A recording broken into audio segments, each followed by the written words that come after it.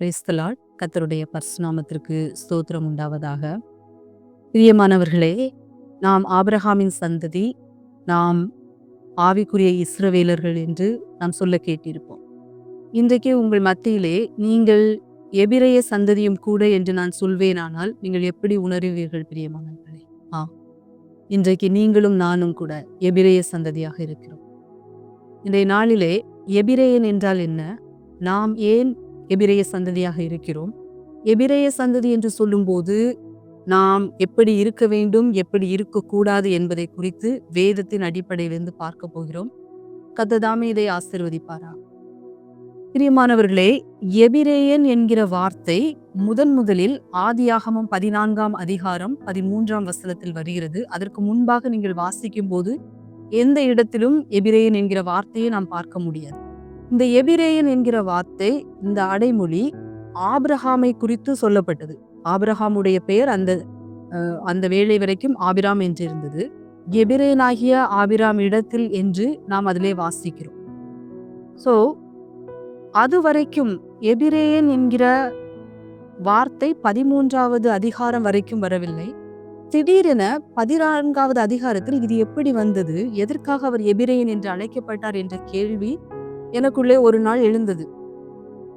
அவர் எபிரெயர் என்கிற தேசத்தில் இருந்ததினால் அவருக்கு எபிரெயன் என்கிற பேர் இருக்குமா என்றாலும் இல்லை. அவர் அந்த வேளையிலே மம்ரே என்கிற எமோரியனுடைய சமபூமியிலே அவர் வசித்து வந்தார். அவர் பேசின பாஷை எபிரெய மொழியாக இருந்ததினால் அவருக்கு எபிரெயன் என்கிற பெயர் வந்ததோ, அல்லது இவர் எபிரெயன் என்று அழைக்கப்பட்டபடியினால் இவர் பேசின மொழியும் எபிரெய மொழி என்று அழைக்கப்பட்டதோ என்கிற விளக்கமும் தெளிவாக இல்லை. ஆபிரகாம் அவரை குறித்து எபிரெயன் என்று சொல்லவில்லை. அவர் அங்கெங்கே தங்கியிருந்த ஜனங்கள் இவன் ஒரு எபிரெயன், எபிரெயனாகிய ஆபிராம் என்று அழைத்தார்கள். ஆபிரகாமுடைய வம்ச வரலாறை பார்க்கும்போது ஆபிரகாம் நோவாவுடைய 3 மகன்களாகிய சேம் என்பவருடைய வம்சத்தில் வந்தவர். ஆபிரகாமுடைய மூதாதையரில் ஒருவரின் பெயர் ஏபேர் என்று. அவருக்கு பேலேகு, யொக்தான் என்று 2 மகன்கள் இருந்திருக்கிறார்கள். அதிலே பேலேகு என்பவரின் வம்சத்தில் வருகிறவர் ஆபிரகாம். சில வரலாற்று ஆசிரியர்கள் சொல்லுகிறார்கள், ஏபேர் என்கிற பெயரிலிருந்து ஒருவேளை ஹீப்ரு எபிரெயர் என்று வந்திருக்கலாம் என்று. அப்படியானால் ஏபேரனுடைய அடுத்த மகனான யொக்தானுடைய சந்ததிகளுக்கும் எபிரெயர்கள் என்று வந்திருக்க வேண்டும். ஆனால் அவர்கள் அப்படி அழைக்கப்பட்டதாக தெரியவில்லை. அப்படியானால் இந்த எபிரெயன் என்கிற பெயர் எப்படி ஆபிரகாமுக்கு வந்தது என்று நான் தியானிக்கும் போது, சில வரலாற்று பின்னணிகளை பார்க்கும்போது கர்த்தர் சில காரியங்களை குறித்து வெளிப்படுத்தினார். ஆனாலும் இதை கன்ஃபார்ம் பண்ண வேண்டுமே என்று நான் நினைத்திருக்கும் போது, ஒரு ஹீப்ரு நன்றாக தெரிந்த ஒரு யூத கிறிஸ்தவ போதகரிடத்தில் இதை பற்றி கேட்கும்படியான ஒரு சந்தர்ப்பத்தை கர்த்தர் எனக்கு கொடுத்தார். ஹீப்ரு என்றால் என்ன என்று நான் அவரிடத்தில் கேட்ட உடனே அவர் சொன்ன காரியமும் கர்த்தர் எனக்கு வெளிப்படுத்தின காரியமும் ஒத்து போயிருந்தது. பிரியமானவர்களே, அதையே நான் உங்களுடனே கூட இன்றைக்கு பகிர்ந்து கொள்ள இருக்கிறேன். கர்த்தர் தாமே இதை ஆசீர்வதிப்பாராக. ஸோ எபிரெயன் என்ற வார்த்தைக்கு அர்த்தம் கிராஸ் ஓவர் என்று. கிராஸ் ஓவர் என்பது ஒரு இடத்திலிருந்து இன்னொரு இடத்திற்கு கடந்து போவது, அதுவும் நதிகளை, ஆறுகளை கடந்து போவது என்று பொருள்படும். பிரியமானவர்களே, அப்படியானால் இங்கு ஆபிரகாம் எபிரெயன் என்று அழைக்கப்படும்படியாக அவர் எங்கே இருந்து எங்கே கடந்து போனார் என்று நாம் பார்க்க போகிறோம். ஆபிரகாம் முதலில் வாழ்ந்த இடம் ஊர் என்கிற கல்தேயர் பட்டணம். அது இப்பொழுது இருக்கிற மாடர்ன் ஈராக்ல இருந்த ஒரு இடம். வேதத்துல வெளிப்படுத்தினல் புஸ்தகத்திற்கு அப்புறம் நான் நிறைய மேப்ஸ், வரைபடங்கள் கொடுக்கப்பட்டிருக்கிறது. நீங்கள் அதுல அந்த முதலாம் வரைபடத்தை நீங்க பார்க்கும்போது ஆபிரகாம் பிரயாணப்பட்ட கானா தேசத்திலே பிரயாணப்பட்ட தேசங்கள் என்று இருக்கும். ஸோ அந்த தேசத்திலே அங்கே அந்த ஊர் என்கிற அந்த கல்தேயர் பட்டணத்திலே அவர் வாழ்ந்து வந்தார். ஃபர்ஸ்ட் அந்த இடம் எப்படிப்பட்டது என்று நாம் பார்க்கும்போது, இன்றைக்கு நவ நாகரிக வளர்ச்சிக்கு அடிப்படையாக இருந்த மெசபோட்டோமியா, சுமேரிய கால அந்த சிவிலைசேஷன், அந்த நாகரிக வளர்ச்சி தொடங்கின அந்த காலம், அந்த காலகட்டத்தில் ஆபிரகாம் வாழ்ந்து வந்தவர்.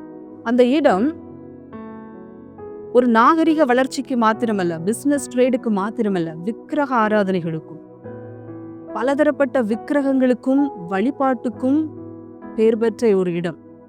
ஆபிரகாமும் அவருடைய பெற்றோர்களும் குடும்பங்களும் கூட விக்கிரக ஆராதனை பண்ணி கொண்டிருந்தவர்கள். சில வரலாறு சொல்லுகிறது இவர்கள் விக்கிரகங்களை உண்டு பண்ணி வியாபாரம் பண்ணினார்கள் என்று. நாம் யோசுவா 24வது அதிகாரம் 2ஆம் வசனத்தில் நாம் வாசிக்கிறோம். அங்கே யோசுவா இஸ்ரவேல் ஜனங்களை எல்லாவற்றையும் கூடி வரச் செய்து, இஸ்ரவேலின் தேவனாகிய கர்த்தர் சொல்லுகிறார், பூர்வ காலத்தில் உங்கள் பிதாக்களாகிய ஆபிரகாமுக்கும் நாகோருக்கும் தகப்பனான தேராகு நதிக்கு அப்புறத்திலே அந்நிய தேவர்களை சேவித்து வந்தார்கள் என்று. சோ அந்த நதிக்கு அப்புறம், அந்த நதி என்பது இங்கே ஐபிராத்து நதி பிரியமானவர்களே. அந்த ஐபிராத்து நதிக்கு அப்புறத்திலே அவர்கள் விக்கிரக ஆராதனையாய் வழிபட்டு கொண்டு வந்தார்கள். இப்பொழுது அந்த விக்கிரக ஆராதனையை விட்டு அந்த நதியை கடந்து கர்த்தர் கொடுத்த வாக்குத்தத்தம் பண்ணின அந்த கானான் தேசத்துக்கு ஆபிரகாம் கடந்து வந்ததினால் அவர் எபிரேயன் என்று அழைக்கப்பட்டார் பிரியமானவர்களே. சோ எபிரேயன் என்பது பழைய காரியங்களை விட்டு கர்த்தர் வாக்கு கொடுத்திருக்கிற இடத்திற்கு கடந்து வருவது. பாண்டேஜ், கட்டுகளை விட்டு ஒரு சுதந்திரவாளியாக ஒரு தேசத்தை சுதந்திரிக்கிறதற்கு பெயர்தான் எபிரேயன் என்று பெயர் பிரியமானவர்களே. ஆமென். கர்த்தருடைய நாமம் மகிமைப்படுவதாக. இன்றைக்கு நீங்களும் நானும் நம்மளுடைய முன்னோர்களும் கூட விக்கிரக வழிபாடு பண்ணி இருக்கிறோம். அந்நிய தேவர்களை சேவித்திருக்கிறோம். காணியாட்சிக்கு புறம்பாக இருந்திருக்கிறோம். ஆனால் ஒரு கட்டத்தில் தேவனாகிய கர்த்தர் நம்மை சந்தித்தார், நம்மை பயில் காட்டி அழைத்தினார். இந்த விக்கிரகங்களை எல்லாம் விட்டு நான் உனக்கு காண்பிக்கிற அந்த பரம கானானுக்கு, அது வாக்குத்தத்தம் பண்ணப்பட்ட பரம கானானுக்கு நேராய் கடந்து போய் என்று நம்மையும் கர்த்தர் அழைத்தார் பிரியமானவர்களே. நாமும் எல்லாவற்றையும் விட்டு அந்த பரம கானானுக்கு சுதந்திரிக்க நம்மை ஒப்பு கொடுத்திருக்கிற நீங்களும் நானும் கூட இந்த நாளில் எபிரேய சந்ததியாக இருக்கிறோம். ஆமென். நாம் பார்த்தோம் ஆபிரகாம் நதிக்கு அப்புறத்திலிருந்து கடந்து வந்தார் என்று.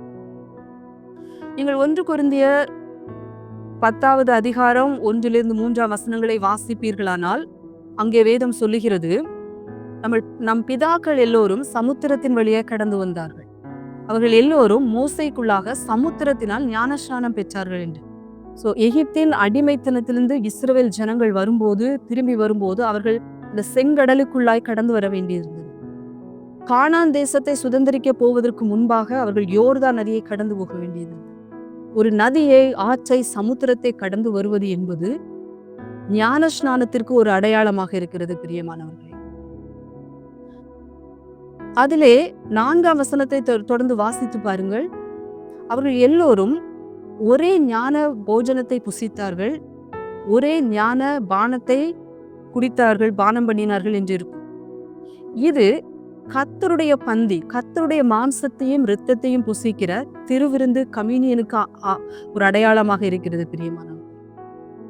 சோ இந்த நாளிலே விக்கிரக ஆராதனையை விட்டு ஞானஸ்நானம் என்கிற ஒரு புது உடன்படிக்கைக்குள்ளாகவும் ஒரு திருவிருந்து, ஒரு கம்யூனியனில் ஐக்கியப்பட்டும் அந்த பரம கானானுக்கு நேராக ஓட ஆயத்தமாயிருக்கிற நீங்களும் நானும் கூட இந்த நாளில் எபிரேய சந்ததியாக இருக்கிறோம்.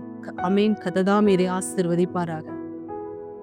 அடுத்து நாம் பார்க்க போகிறோம் பிரியமானவர்களே, எபிரேய சந்ததி என்று நாம் சொல்லும் போது எப்படி இருக்க வேண்டும், எப்படி இருக்கக்கூடாது என்று. ரோமர் 9ஆம் அதிகாரம் 6, 7ஆம் வசனங்களில் நாம் வாசிக்கிறோம், இஸ்ரவேலர்கள் எல்லோரும் இஸ்ரவேலர் அல்ல, ஆபிரகாமின் சந்ததி என்று சொல்லுகிற எல்லோரும் பிள்ளைகள் அல்ல என்று வாசிக்கிறோம். இங்கே எல்லா விக்கிரக ஆராதனையை விட்டு கடந்து வந்தவர்கள், சமுத்திரத்திற்குள்ளாய் ஒரு ஞானஸ்நான உடன்படிக்கையுள்ளே வந்தவர்கள், ஒரே போஜன பானம் பண்ணி புசித்தவர்கள். ஆனாலும் எல்லோரும் எபிரேய சந்ததியாக இருக்கவில்லை. வாக்குத்தத்தம் பண்ணப்பட்ட கானானுக்குள் எல்லோரும் சென்று அடையவில்லை. அதே 1 கொரிந்தியர் 10வது அதிகாரம் 5ஆம் வசனத்தை வாசிக்கும் போது அப்படி இருந்தும் அதிலே அநேகம் பேர்களில் தேவன் பிரியமாய் இருந்ததில்லை, அவர்கள் வனாந்தரத்திலே அழிக்கப்பட்டார்கள் என்று இருக்கிறது. ஏன் அவர்கள் வனாந்தரத்திலே அழிக்கப்பட வேண்டும், ஏன் கர்த்தர் அவர்களிடத்தில் பிரியமாய் இருக்கவில்லை என்று நாம் வாசிக்கும் போது, இங்கு தொடர்ந்து வாசிங்கள் 6லிருந்து 10வது வசனங்களில் ஒரு அநேக காரியங்கள் அங்கே சொல்லப்பட்டிருக்கிறது. அவர்கள் பொல்லாங்கானதை இச்சித்தார்கள், அவர்கள் விக்கிரக வழிபாட்டுக்கு திரும்பி போனார்கள், புசித்தாலும் புசிப்போம் குடிப்போம் என்கிற ஒரு வாழ்க்கையை வாழ்ந்தார்கள். ஒழுக்கமில்லாத ஒரு வாழ்க்கையா இருந்தது. தேவனை பரீட்சை பார்த்தார்கள். மன்னாவை தந்த தேவனுக்கு இறைச்சியும் தரக்கூடுமோ என்றார்கள். முறுமுறுத்தார்கள் பிரியமானவர்களே. இதனாலேயே அவர்கள் வாக்கு கொடுக்கப்பட்ட வாக்குத்தத்தம் பண்ணப்பட்ட அந்த கானான் தேசத்தை அடையக்கூடாமற் போனார்கள் பிரியமானவர்களே. இன்றைக்கு எபிரேய சந்ததி என்று சொல்லுகிற நாம் எப்படி இருக்கிறோம் என்று சிந்தித்து பார்க்கக்கூடிய காலகட்டத்தில் இருக்கிறோம் பிரியமானவர்களே. நாம் முறுமுறுக்கிறோமா? கர்த்தருக்கு பிரியமில்லாத காரியங்களை நாம் செய்கிறோமா? யோசுவா ஜனங்களை பார்த்து சொன்னார், நீங்கள் உங்கள் இருதயத்தை கர்த்தருக்கு நேராக திருப்புங்கள் என்று. இந்த நாளிலும் நம்மிடத்தில் இருக்கக்கூடிய காரியங்களை ஆராய்ந்து பார்த்து நாம் நம்முடைய இருதயத்தை கர்த்தருக்கு நேராக திருப்பக்கூடிய காலகட்டத்தில் இருக்கிறோம் பிரியமானவர்களே. புதிய ஏற்பாட்டிலே பெர்ஃபெக்டாக கர்த்தர் எபிரேயர் என்கிற ஒரு புஸ்தகத்தை எழுதி வைத்திருக்கிறார். அவர்களுடைய வாழ்க்கை எப்படி இருந்தது, நாம் எப்படி இருக்கக்கூடாது என்பது முழுவதுமாக வாசித்து பாருங்கள் பிரியமானவர்களே. ஆமென். கர்த்தருடைய நாமம் மகிமைப்படுவதாக. அடுத்து பார்க்க போகிறோம். இன்றைக்கு கிறிஸ்தவர்களுக்குள்ளே கிறிஸ்தவத்தில் இருக்கக்கூடிய ஒரு மிகப்பெரிய பிரச்சனை, ரட்சிக்கப்பட்டு விடுகிறோம், ஞானஸ்நானம் பெறுவது ஈஸி, திருவிருந்தில் பங்கு பெறுவது ஈஸி. ஆனால் அந்த பரம கானானுக்கு போகிற வழியிலே வருகிற வனாந்தரம் வரலாம், செங்கடல்கள் வரலாம், எரிகோ கோட்டைகள் நிற்கலாம், யோர்தான் நதிகள் வரலாம். நாம் எப்படி இருக்கிறோம்? வழுவி போகிற இருதயமுள்ளவர்களாக இருக்கிறோமா அல்லது கர்த்தரையே சார்ந்து இருக்கிறோமா என்று கர்த்தர் நம்மை சோதித்து பார்க்கிறவராய் இருக்கிறார் பிரியமானவர்களே. ஏனென்றால் நாம் போகிற இடம் ஒரு சாதாரண இடம் கிடையாது. அது நித்திய மகிழ்ச்சி, சந்தோஷம் நம்மளுடைய தலையின் மேல் இருக்கும் என்று சொல்லப்பட்டிருக்கு. இங்கே ஆபிரகாமை நாம் பார்க்கும்போது கர்த்தர் ஆபிரகாமை ஆதியாகமம் 12வது அதிகாரத்தில் நீங்கள் வாசியுங்கள். கர்த்தர் ஆபிரகாமை பார்த்து சொல்லுகிறார், நீ உன் தேசத்தை, இனத்தை, உன் தகப்பன் வீட்டை விட்டு நான் உனக்கு காண்பிக்கிற இடத்திற்கு போ, தேசத்திற்கு போ. அங்கே நான் உன்னை பெரிய ஜாதியாக்கி உன்னை ஆசீர்வதித்து உன் பேரை பெருமைப்படுத்துவேன் என்று. இங்கே ஆபிரகாமும் தன்னுடைய மனைவி சாராளோடும் தன்னுடைய சகோதரனுடைய மகன் லோத்துவோடும் கூட அந்த கானான் தேசத்துக்கு வருகிறார். கர்த்தர் உடனே அந்த கானான் தேசத்தை அவருக்கு சுதந்திரித்து கொடுக்கவில்லை. ஒரு அந்நியனாக, பரதேசியாக அந்த கானான் தேசத்திலே அவர் சுற்றி திரிகிறார் பிரியமானவர்களே. ஈசாக்கு அதற்கு பிறகு பிறக்கிறார். ஈசாக்கை பலியிட வேண்டும் என்று கர்த்தராலே அவர் சோதிக்கப்படுகிறார். அந்த சோதனையும் ஜெயிக்கிறார். அதற்கு பிறகு யாக்கோபு பிறக்கிறார். யாக்கோபுடைய சந்ததிகள் எகிப்திலே 400 வருஷங்கள் அடிமைகளாக இருக்கிறார்கள்.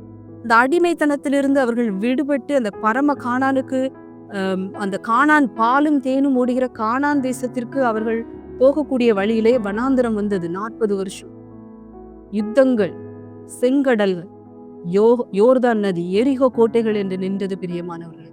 கர்த்தர் ஆபிரகாமை மாத்திரமல்ல அவருடைய சந்ததிகளையும் அவர் சோதிக்கிறவராய் இருந்தார். இவர்கள் வழுவி போகிற இருதயம் உள்ளவர்களோ என்று பார்க்கும்படியாக அவர்கள் அவரை விட்டு பின்வாங்கி போகிடக்கூடாது என்பதற்காக தன்னுடைய மகத்துவத்தை, அற்புதங்களை, அடையாளங்களை அவர்களுக்கு முன்பாக செய்தார். ஆனாலும் அதிலே அவர்கள் முறுமுறுத்தார்கள், விசுவாசித்தார்கள், வனாந்தரத்திலே அழிக்கப்பட்டார்கள் பிரியமானவர்களே.